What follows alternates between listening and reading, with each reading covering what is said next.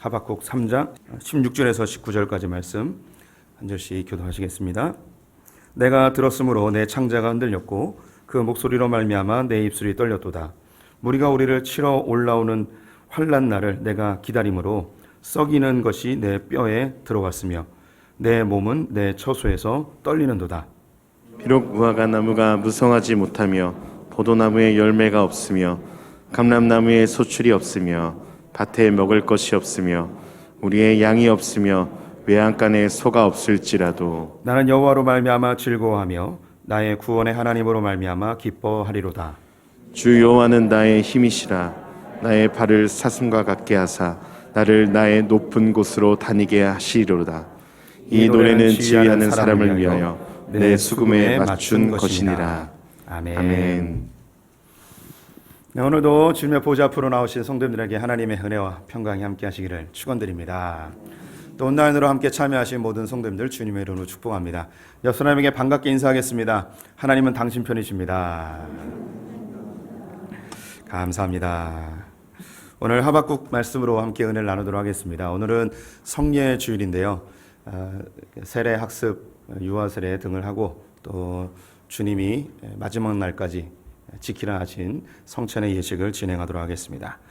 오늘 하박국 말씀을 통해서 또 주님이 주시는 은혜를 함께 나누기를 원하는데요. 하박국 선지자는 이름은 많이 들어보셨으리라고 생각이 듭니다. 어떤 국 이름 같기도 하고 나라 이름 같기도 하고 익숙한 그런 한번 들으면 잘 잊혀지지 않는 그런 이름이기도 합니다. 그 뜻은 포옹이라는 뜻입니다. 포옹하는 자, 사랑의 포옹 이런 의미를 갖고 있는데요. 하박국서를 보면 하박국에 대한 정보는 하나도 없습니다. 그의 출신지나 그의 가족이나 그가 어떤 시대에 살았는지 정보가 제공되지 않습니다. 단지 하박국서 1, 2, 3장을 읽어가다 보면 그 시대적 배경은 어느 정도 가늠할 수는 있습니다. 북이스라엘이 아수르에 의해서 멸망하고 남유다는 바벨론에 의하여 멸망할 것이 예고되어진 그 상황입니다. 그래서 가늠컨대 예레미야 선지자 직전에 활동하였던 선지자가 하박국이었으리라고 생각이 되고, 남유다의 마지막 선왕, 마지막 훌륭한 왕이었던 요시야 때 혹은 요시야가 죽은 직후 요 시기쯤에 활동한 선지자로 여겨집니다. 이 당시 남유다는 아수르의 속국으로 아수르에게 조공을 바치며 목숨을 겨우 구제하고 있었던 상황입니다. 국가로서의 역할은 거의 못하고 있었고 국가가 굉장히 위태로운 풍전등화와 같은 상황이었습니다. 더불어 바벨론이 신흥 국가로 떠오르며 신흥 강대국으로 떠오르며 국제 정세가 굉장히 혼란한 상황이었습니다. 이 남유다, 이스라엘은 바벨론, 아수르, 애굽 이런 열강 등 틈에서 생존이 매우 위태로운 상황이었는데요.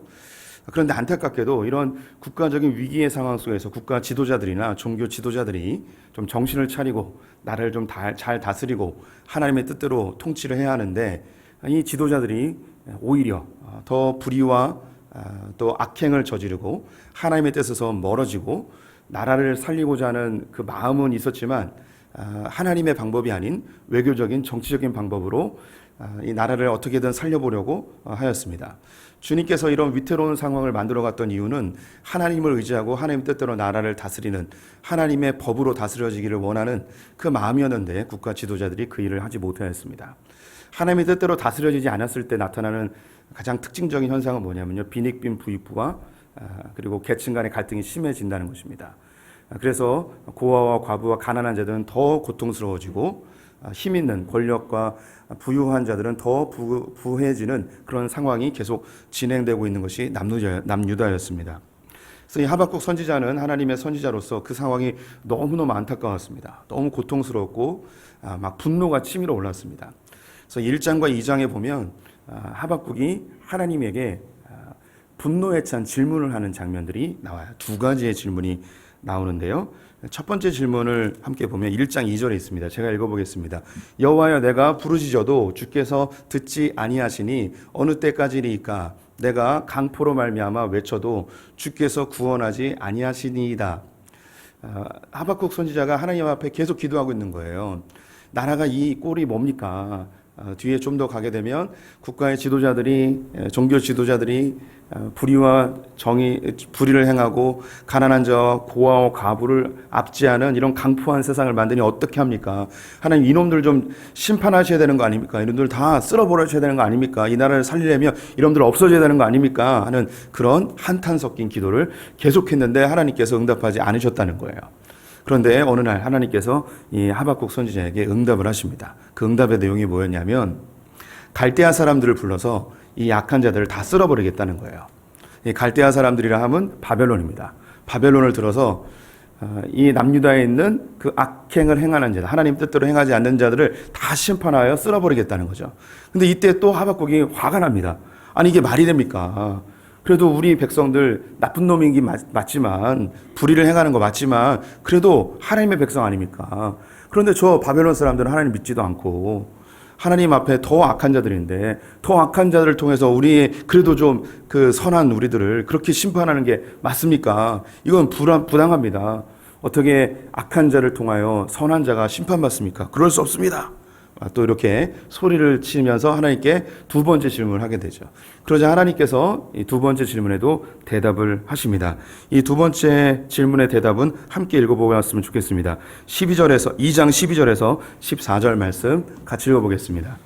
피로 성읍을 건설하며 불의로 성을 건축하는 자에게 화 있을진저, 민족들이 불탈 것으로 수고하는 것과 나라들이 헛된 일로 피곤하게 되는 것이 만군의 여호와께로 말미암음이 아니냐. 이는 물이 바다를 덮음같이 여호와의 영광을 인정하는 것이 세상에 가득한 민이라. 바벨론이 남유다를 심판하는 것이 주님 옳지 않습니다 라고 질문하는 하박국에게 하나님께서 대답하시는 게 뭐냐면 바벨론도 멸망할 거라는 거예요.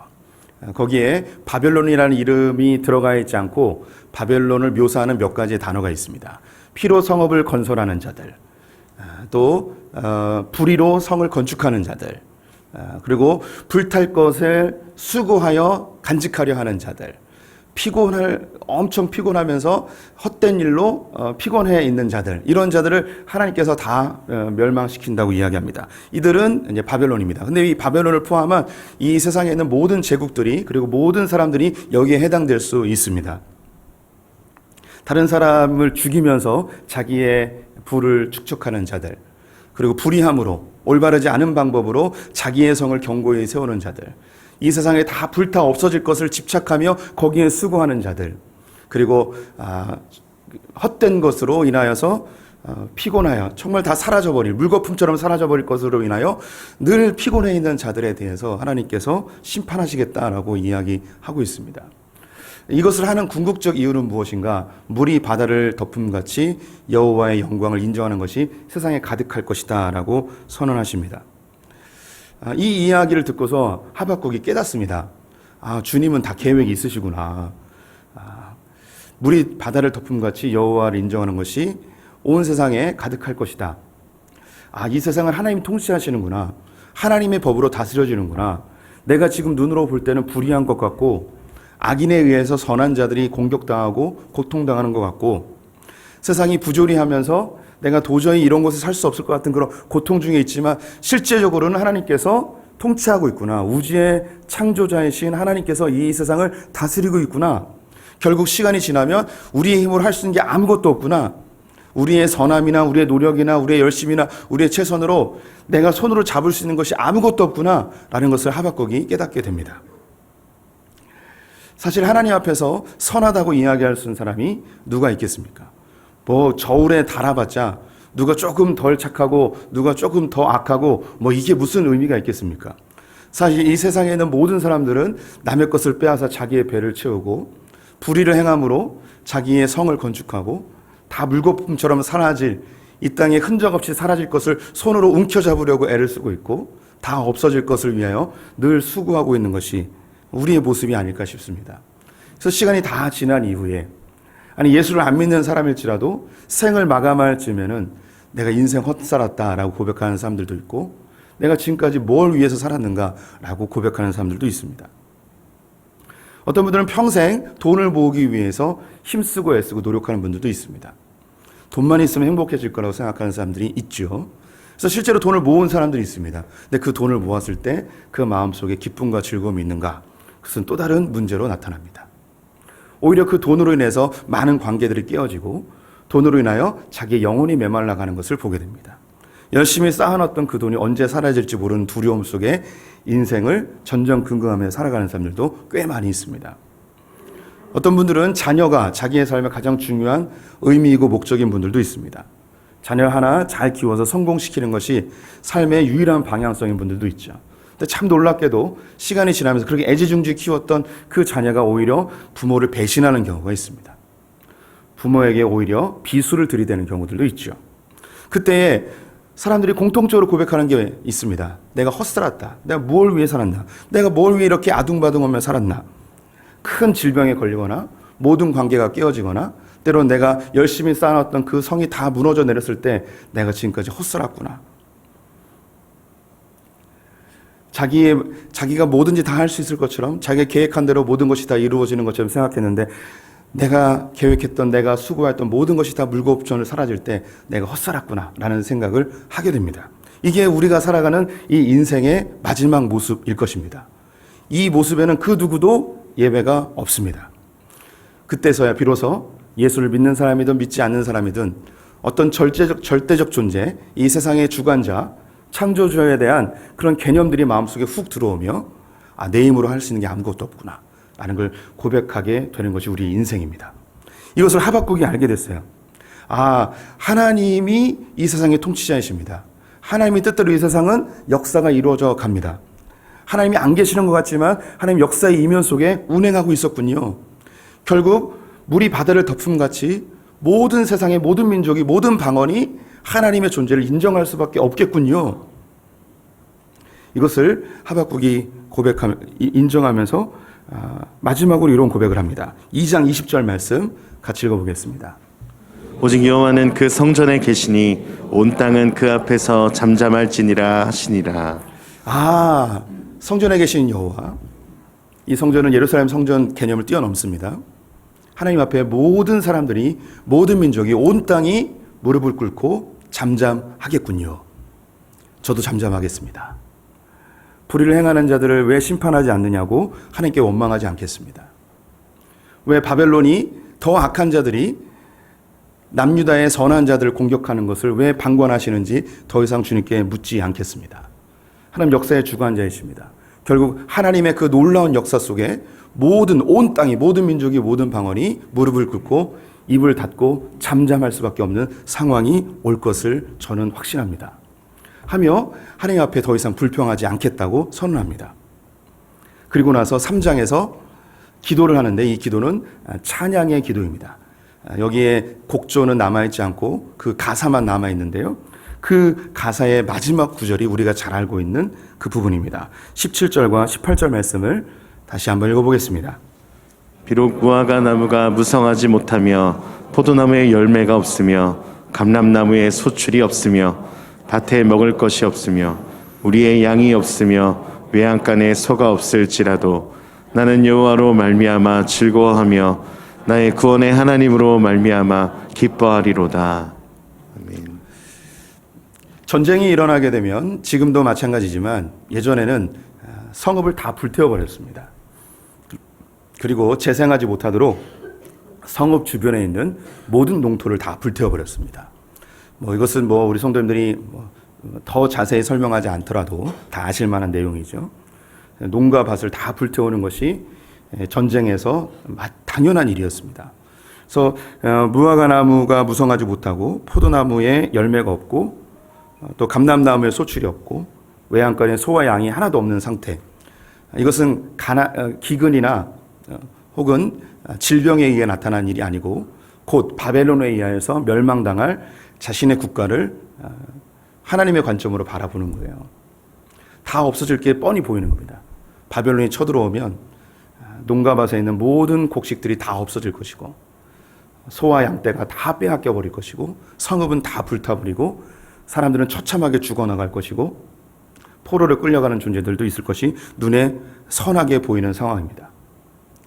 이런 상황에서 하박국 선지자는 오히려 여호와로 인하여 즐거워하고 기뻐하겠다라고 선포하고 있습니다. 좀 이해되지 않는 상황일 수 있습니다. 우리가 전쟁이 아니더라도 우리의 삶에 때로는 하나님께서 이렇게 무화과 나무를 다 제거해버리고 곡식이 없어지게 하고 소와 양이 다 없어지는 모든 것을 다 빼앗아 가버리는 그런 상황에 놓일 수도 있습니다. 아마 우리 가운데 그런 경험을 하신 분들도 있을 것입니다. 건강도 잃고 재물도 잃고 관계도 잃고 사업도 다 쫄딱 망해서 아무것도 남지 않은 그런 상황에 놓인 분들이 우리 가운데 있을 수 있습니다.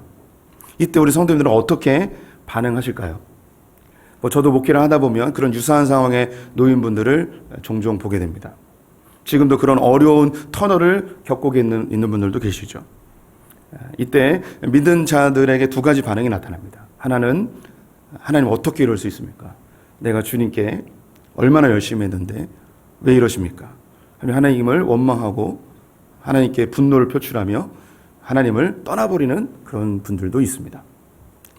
반면에 내가 모든 것이 다 잃어버렸을 때, 모든 것이 사라졌을 때 그때 비로소 내가 진짜 무엇을 의지하고 있었는지, 무엇을 믿고 있었는지 내 믿음의 실체를 발견했습니다 라고 고백하며 신앙이 더 깊어지는 분들도 종종 보게 됩니다.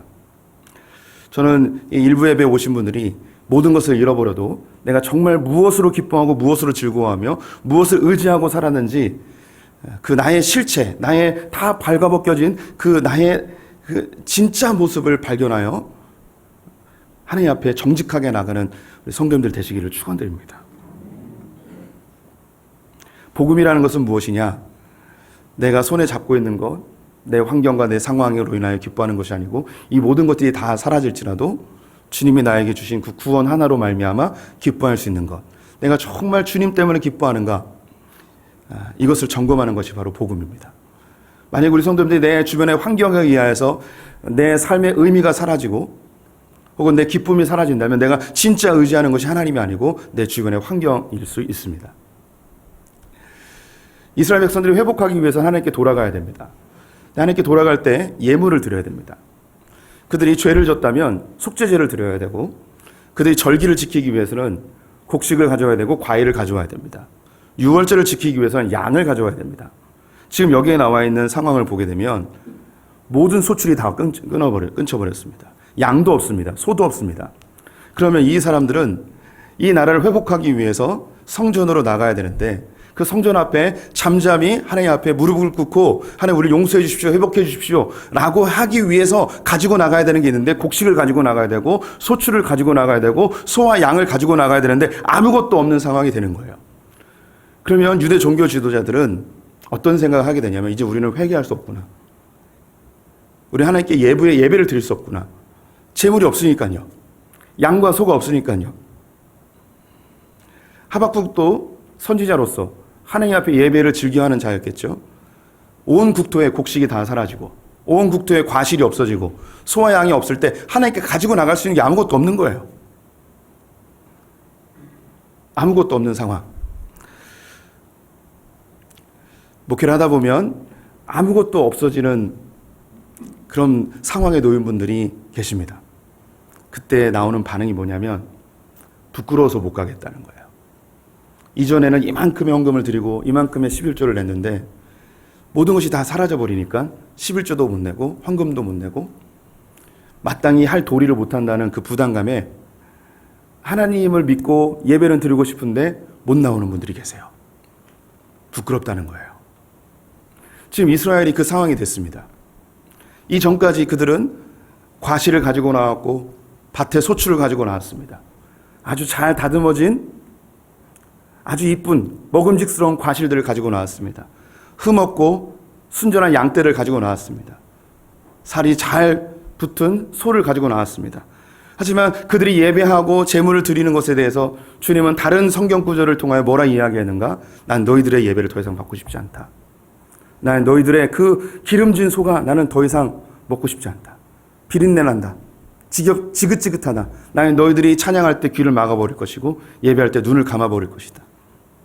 주님이 그 모든 것들을 다 없애버렸습니다. 이제 이스라엘 백성들이 하나님께 가지고 나올 수 있는 것은 아무것도 없습니다. 그런데 한 가지가 있습니다. 그 한 가지가 뭐였냐면 여호와로 인하여 기뻐하는 것, 주의 구원으로 말미암아 즐거워하는 것, 이거 가지고 나올 수 있는 거죠. 그래서 주님이 그들이 가지고 나올 수 있는 것을 모두 다 없애버렸습니다. 그리고 한 가지를 남겨놓습니다. 그 한 가지가 뭐냐면 2장 4절 하박국서의 가장 중요한 구절입니다. 함께 읽어보겠습니다. 보라, 그의 마음은 교만하여 그 속에 정직하지 못하나 의인은 그의 믿음으로 말미암아 살리라. 주님이 이스라엘 백성들에게 성전에 예배하러 나올 때, 주님께 나올 때 한 가지 기대하는 게 있었는데, 과실이 아니다, 소와 양이 아니다, 밭의 소출이 아니다. 내가 정말 너희들에게 기대하는 게 있는데, 너희들이 나를 정말 하나님으로 인정하는 그 믿음 가지고 나왔으면 좋겠다. 나는 세상을 만든 존재야. 난 세상을 주관하고 있고 역사의 통치자야. 나로 인하여 너희들에게 모든 것이 가고 있어. 너희들은 나의 도구이고 내가 너희를 선택하여 하나님의 영광이 무엇인지 전파하기 위한 것이다. 너희들이 예배를 잘 드렸기 때문에, 너희들이 헌신하였기 때문에, 너희들이 율법을 잘 지켰기 때문에 내가 너희를 선택한 게 아니야. 내가 너희들이 원하는 것은 곡식도 아니고 밭의 소출도 아니고 양과 소의 기름진 것이 아니야. 나는 너희들에게 진짜 원하는 게 있는데 그것이 바로 믿음이란다. 하나님께서는 모든 것을 다 없애버리시고 그들에게 남아있는 마지막 한 가지, 믿음을 보길 원하셨습니다. 하박국은 이걸 깨달았습니다. 아, 주님, 그렇군요.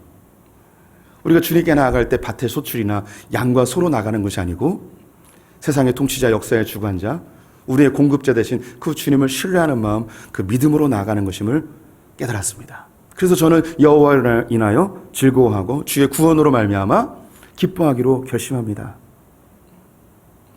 이것만 있으면 악한 짐승의 쫓김을 당할지라도 사슴과 같이 저 높은 곳에 올라가 절벽을 타고 올라가 벼랑 끝에 서서 내가 구원을 경험하는 존재가 되어질 것입니다. 19절 말씀 같이 읽어보겠습니다. 주 여호와는 나의 힘이시라. 나의 발을 사슴과 같게 하사 나를 나의 높은 곳으로 다니게 하시리로다. 사슴이 갖고 있는 능력은 달리기입니다. 맹수가 쫓아오면 달리기를 해서 피합니다. 그런데 힘이 딸리게 되는 경우가 많이 있습니다. 오래 달리지 못하는 거죠. 근데 사슴이 갖고 있는 또 하나의 기능이 있습니다. 그것은 뭐냐면 절벽을 탈 수 있습니다. 아주 높은 절벽을 그가 가지고 있는 발가락의 특성으로, 굽의 특성으로 절벽을 타고 올라갈 수 있습니다. 그래서 이 발을 튼튼하게 해주면 살 수 있습니다. 빨리 뛰어서 절벽 위로 뛰어 올라가면 맹수의 추격을 따돌릴 수 있게 되는 것이죠. 이 시는 다윗이 이미 시편 18편에서 불렀던 찬양입니다. 이것을 하박국이 그대로 인용하여서 찬양을 부르고 있는 것인데요. 세상이 아무리 악해지고 환경이 아무리 다 뒤바뀔지라도 여호와를 인하여 기뻐하고 주의 구원으로 말미암아 즐거워하는 이것만 있으면, 주님을 향한 믿음만 있으면 이 세상이 어떻게 변할지라도, 어떠한 상황이 벌어질지라도 저는 사슴과 같이 발에 힘을 얻어 이 상황을 뛰어넘을 수 있습니다. 라는 고백을 하고 있습니다. 성경에는 모든 것을 잃어버리고 마지막 믿음만 소유한 인물들이 많이 나옵니다. 대표적인 인물 욥을 들 수 있겠죠. 자녀를 다 잃어버렸습니다. 재산을 다 잃어버렸습니다. 친구도 잃었고 심지어 배우자마저 도망가 버렸습니다. 그에게 남은 것은 하나님밖에 없었습니다. 욥기 전체에 하나님 앞에 계속해서 원망하고 불평하고 하나님 앞에 반항하는 욥의 모습이 그려집니다. 맨 마지막에 하나님의 실체, 하나님이 이 세상을 창조하실 때, 통치하실 때의 모습을 보여주자 욥은 하나님 앞에 잠잠할 수밖에 없었습니다. 내가 세상을 만들 때 너는 어디 있었느냐? 저 엄청난 동물들을 창조할 때 너는 어디 있었느냐? 내가 땅을 빚을 때 너는 어디 있었느냐? 세상의 통치자, 위대한 우주의 창조자 앞에서 욥은 아무 말도 할 수 없었습니다. 그가 깨달은 것은 주님이 세상의 통치자이시군요. 주님만 있으면 모든 것을 소유한 것이었군요. 그가 믿음으로 나아갈 때 주님이 그를 다시 사슴과 같게 하여 그 발에 힘을 얻어 다시 재개할 수 있도록 도우시게 되죠. 또 성경의 모든 것을 잃어버린 한 인물을 소개할 수 있습니다. 그분은 예수 그리스도이십니다. 그분은 오병이어로 백성들에게 양식을 제공할 때 예수님을 임금으로 모시자고 수많은 사람이 몰려들었습니다. 그분은 먹을 문제를 해결할 수 있는 분이었습니다. 예수님 한번 행차하시며 수만 명이 쫓아다녔습니다. 그 이유가 병을 낫기 위해서였습니다. 예수님은 모든 병을 치료할 수 있는 분이셨습니다. 또한 많은 사람들이 예수님에게 몰려들 때에 로마로부터 이스라엘을 회복시켜 다윗의 왕조를 다시 세우는 것을 꿈꿨던 정치적 야망을 갖고 있는 사람들도 수없이 많이 있었습니다. 하지만 예수님이 아무것도 할 수 없는 상황이 됐을 때 다 발가벗겨져 온몸에 채찍으로 피를 줄줄 흘려 십자가에 매달려 있을 때 그들은 아무것도 기대할 수 없는 상황이 되었습니다. 제자들도 떠났습니다. 군중들도 다 떠났습니다. 그에게 기대했던 모든 것이 사라지자 사람들은 다 떠나버렸습니다. 근데 십자가 위에서 예수님이 그들에게 줄 수 있는 한 가지를 주십니다. 네가 오늘 밤 나와 함께 낙원에 있으리라. 우리 성도님들에게 하나님께서는 모든 것을 제공할 수 있는 분이십니다. 하지만 모든 것을 제공하지 않을 수도 있습니다. 그런데 주님 마지막에 우리 성도님들에게 반드시 주고 싶어하는 것이 있다면 그것은 바로 주님의 구원입니다. 예수님이 십자가에 달리기 전날 그의 제자들과 함께 마가의 다락방에서 마지막 만찬을 지키십니다. 예수님이 이 제자들에게 마지막으로 주고 싶은 건 무엇일까요? 수많은 기적을 보았고 오병이어와 칠병이어의 사건을 보여주셨습니다. 먹을 양식을 제공할 수도 있습니다. 나라를 뒤바꿀 수도 있습니다. 그런데 주님은 제자들에게 그런 것을 주고 싶지 않으셨습니다. 예수님이 그 제자들에게 마지막으로 정말 고이고이 간직했다가 죽기 바로 직전에 제자들에게 주신 것이 있습니다. 그것이 무엇이었는가? 요한복음 말씀을 같이 읽어보도록 하겠습니다. 예수께서 이르시되 내가 진실로 진실로 너희에게 이르노니 인자의 살을 먹지 아니하고 인자의 피를 마시지 아니하면 너희 속에 생명이 없느니라. 내 살을 먹고 내 피를 마시는 자는 영생을 가졌고 마지막 날에 내가 그를 다시 살리리니 내 살은 참된 양식이요 내 피는 참된 음료로다. 예수님이 제자들에게 마지막으로 주고 싶었던 것은 바로 주님의 살과 피였습니다. 예수님을 통해서 몸이 나은 사람도 있었습니다. 먹는 문제가 일시적으로 해결된 사람도 있었습니다. 그들의 상처가 치유되어지고 회복된 사람들도 있었습니다. 하지만 모든 사람이 그것을 경험한 건 아니었습니다. 우리 성도들 중에서도 주님께 기도하며 간절히 부르짖으면 주님이 재정의 문제를 해결하실 수도 있습니다.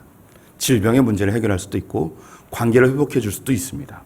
하지만 그렇게 하지 않으시고 아무것도 안 하시는 주님을 경험할 수도 있습니다. 그때 주님이 마지막으로 우리에게 모든 하나님의 백성들에게 주고 싶어하는 것이 있다면 그것은 주님의 살과 피입니다. 내가 다른 것은 줄 수 없지만 난 이것을 너에게 반드시 줄 수 있어. 내 살과 피를 먹으며 영생하였으면 좋겠다. 하나님이 세상을 이처럼 사랑하사 독생자를 주셨으니 이는 저를 믿는 자마다 모든 믿는 자에게 멸망치 아니하고 영생을 얻게 하려는 것이 주님의 계획이었습니다. 하나님 우리 성도들에게 아무것도 주실 수 없을 수 있습니다. 아니, 주님께 나올 때 아무것도 가지고 나올 수 없는 상황에 놓일 수도 있습니다. 그때 우리 성도들이 주님께 드릴 수 있는 것이 있는데 그럼에도 불구하고 주님은 우리의 창조주이십니다. 주님은 우리의 구원자이십니다. 이 마지막 고백은 주님께 드릴 수 있습니다. 제자들은 예수님에게 많은 것을 기대했죠. 정치적 메시아를 기대했습니다. 예수님이 그렇게 돌아가셨습니다. 아무것도 남기지 아니하고 주님의 구원만 남기고 갔죠. 예수의 이름만 남기고 갔습니다. 예수님이 승천하시고 10일이 지나 오순절날 마가의 다락방에 성령이 임하여 그들이 성령으로 충만하게 되었죠. 그날이 오순절이었습니다. 9시가 되어서 베드로와 요한이 성전으로 기도하러 올라가게 됩니다. 그곳에 성전 미문에 앉아있던 날 때부터 걷지 못하던 한 거린이 베드로와 요한을 부르며 그에게 무엇인가 기대하며 쳐다보고 있었습니다. 그때 베드로가 이야기합니다. 나에게 은과 금은 없지만 나사렛 예수 이름으로 일어나 걸어라. 베드로와 요한은 아무것도 줄 게 없었습니다.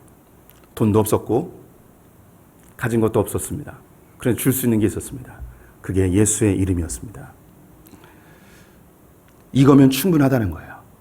그는 그 자리에서 일어나 그 발이 사슴과 같게 되어 성전에 뛰어들어 하나님을 찬송하고 노래하기 시작합니다. 우리 성도님들 주님 앞에 무엇을 기대하십니까? 기대하는 바를 주님께서 주실 수도 있습니다. 소원하는 것을 이루어 주실 수도 있죠. 문제를 해결해 주실 수도 있습니다. 하지만 그렇게 안 하실 수도 있습니다. 아무것도 남기지 않고 다 가져가실 수 있습니다. 근데 그때 한 가지 남습니다. 예수의 이름. 내 살과 피를 먹어라. 그러면 나와 함께 영생하리라.